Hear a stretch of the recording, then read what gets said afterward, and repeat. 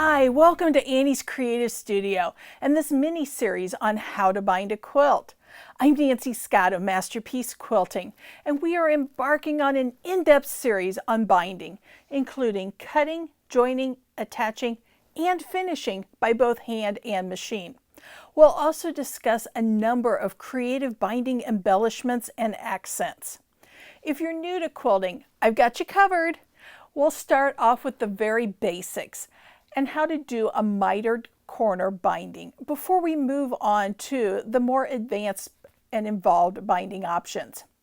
Words like bias, double fold, flange, and piping will become part of your everyday vocabulary and part of your quilting skill set. You'll love having a variety of binding options available at your fingertips for all of your quilting projects. First, we want to talk about what type of fabric do we want to use to bind our quilt. And I start out with the three primary fabrics that we use to make a quilt: flannel, batik, or cotton. And as a rule, we want to match the same fabric for the binding that we've used for the center of the quilt. So if you have a flannel quilt, use a flannel binding, cotton quilt, cotton binding, and so forth. The reason we do this is to make sure when you wash the quilt that the center of the quilt and the binding, those fabrics are going to shrink at the same amount and then also behave the same in the washer and the dryer. But of course, with every rule, there's always an exception. For art or decorative quilts, pretty much anything is fair game. On the quilt that I have behind me, I use linen for the whole cloth top, but then came back with a striped lame for the binding. But it's an art decorative style quilt. It's not going to be washed, so I really don't have to worry as much about the shrinkage issue for the center of the quilt to the binding. Next, I want to talk a little bit about fabric color and fabric print. And I'm going to group these two together and talk about them at the same time. One of the common things that we do when we're binding is we match the outer border and the binding fabric the same. And I do this a lot. What it does is allow the eye to go to the center of the quilt in here, because visually at a distance it's hard to see where does the border stop, where does the binding start. And that's a really easy way to pull everything together and to bring the focus back to the center of the quilt. Next, I want to talk a little bit about contrasting, where instead of matching the outer border and the binding together, we've used a contrasting fabric. And I've got three examples of that for you. One of the things that happens with contrasting is it allows your eye to either go towards that outer binding, which is going to draw the eye away from the center of the quilt and towards the binding, kind of giving it a little bit of a finish. And this is really useful if you want to balance out a quilt, for instance, that doesn't have a border at all and is just pieced in the entire quilt top. Or it can be that final resting place for the eye as it's looking clear across the quilt and just needs a spot for your eye to land. Anyway, three types of contrasting. One of them is the strong contrast. In this case, we've deliberately went with a dark red binding. It's part of the design element, so to speak. We've got some busy stars here in the center of the quilt, a tonal border, and then boom, this really strong contrasting binding. But it helps balance everything from the busyness to the center, and it kind of pulls your eye out and away from the center. Next, I want to talk about medium contrast. And with this one, we have a similar tone where the outer border and the binding are both kind of medium darks, but they're totally different colors and they're totally different prints. We've got a busy small scale print here and a tonal for the binding. And it just tends to balance. You have to look for the fact that there's a different binding. It doesn't stand out and scream and say, hey, here I am, I'm the binding, in the same way that the strong contrasted red did. And next, mild contrast. In this case, we're talking same fabric color, but a different either shade or a different print to the fabric.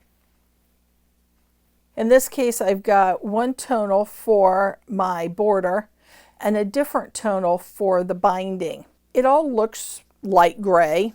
You know, there's not a whole lot of difference in the contrast, but it gives just enough to pop out the fact that the binding is a little bit different than what the border is. And in this case, the binding actually pulls out some of the colors that are in the center of the quilt. So that gives you 3 different contrast options for your fabric colors and your prints when you're selecting your bindings. One of my favorite fabrics to use for binding is striped fabric. It gives such a stunning look. And I've got a sample made up here with a striped binding on it.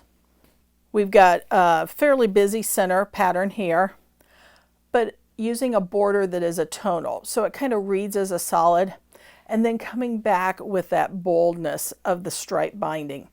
It really just draws your eye right towards the binding. And it gives what we call kind of a candy cane or a barbershop pole effect. And it's definitely part of the design element. So this is something that you're kind of thinking about as you're selecting your fabrics. Do I want to come back and use that stripe? So many designers are now working with striped fabrics, and these are the fabric designers. And because I like stripes, I tend to have a lot of stripes in my stash, and they come in 2 different ways. This is printed with it running parallel to the selvage. So we have the stripe running that way. If we wanted to create the candy cane effect or the barbershop pole effect with this, we're going to need to cut our fabric on the bias for our binding, like so. That will allow us to get that effect. And that means to use this fabric, we're going to be talking about bias binding. And I won't talk any more about that. That's coming up in another episode. But some fabric designers are actually going ahead and putting the fabric at a diagonal. And I really like these because then I can just cut a width of fabric strip on the straight of grain, and my fabric is already printed on the diagonal, which allows me to get that look without having to do bias binding. So obviously stripes are something that I really like because this was just a small portion of my striped fabric collection. But one of the keys is making sure that we get that contrast that we talked about a little bit earlier between the border and the binding. So really kind of think about that in your design element. It doesn't work for every quilt, but if I can incorporate this into a quilt, I always try to. Next, I want to talk about pieced binding, sometimes called leftover binding. And this is something that happens frequently when we're working with pre-cuts. We already have 2.5-inch strips. We've used everything in the center section, and we've got some leftovers. So let's just go ahead and piece those together and make that for the binding on that particular quilt. And that works really well. And that's what I've done here, is piece together small sections of this fabric that was left over from some orphan blocks that I made out of the same fat quarter bundle. It ties everything together with the same tones. I've used a gray, which gives us some separation and really lets that border stand out. The last consideration I want to talk about with binding is the scale of your fabric. And what that talks about is not how much it weighs, but how big is the print. And I've got an example to show you. Fabrics tend to come, we've got solids, we have tonals, we have small prints, kind of our calico prints, medium and large scale. And this is a pretty large scale print in that even in this little 6-inch or 7-inch piece, we can't see the repeat or how big it is. But we've got some really pretty bold features. What happens with these prints, while I absolutely adore them, they don't always work best when we're talking about a binding.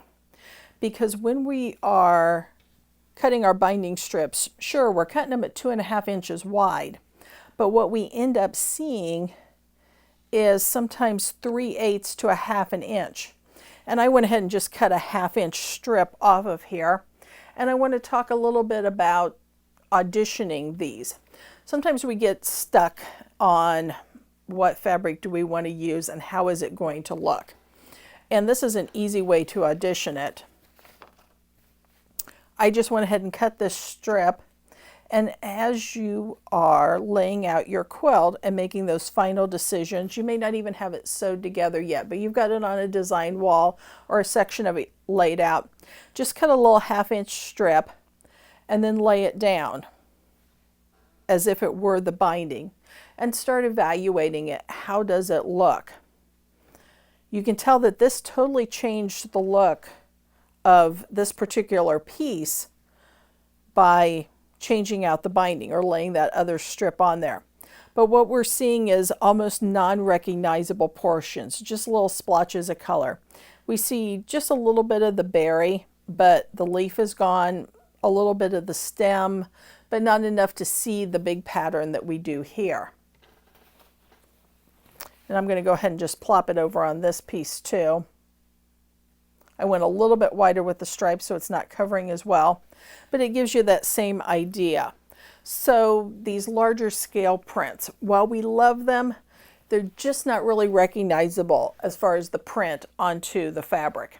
So the auditioning technique really works well when you want to use a big scale print because it's in the center of the quilt, but you realize, hey, when we get it down to this little sliver, it may just not be our best option. So lots to think about when we're picking our fabrics, and that's always the first step in binding. We have to have a fabric. So hopefully between talking about the different types, the colors, the prints, the contrasts, the stripes, how we want to piece it, and the scale. This gives you a little bit of insight behind that fabric selection process when it comes to picking the fabric that you want to use for your binding. And I want to thank you for being part of this first part of our little mini series here, where we're going to be talking about binding. Picking our fabric starts us out, and we're going to go through the entire process over 9 different episodes. I want to make sure that you join me again as we get ready for episode number 2. And if you've got any friends who you think would enjoy this, hey, invite them to the party too. Tell them to join Annie's Creative Studio. They don't want to miss out on all the fun that we're having. Thank you so much for joining us, and I will see you soon. Bye now.